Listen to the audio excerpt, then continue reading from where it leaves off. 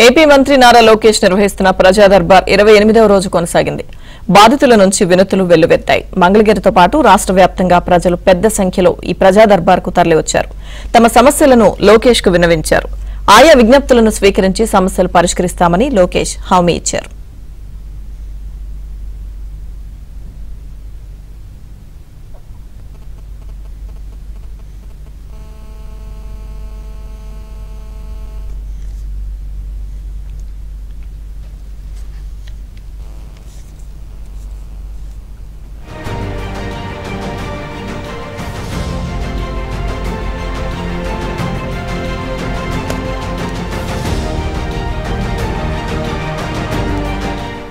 స్వీకరించి సమస్యలు పరిష్కరిస్తామని లోకేష్ హామీ ఇచ్చారు.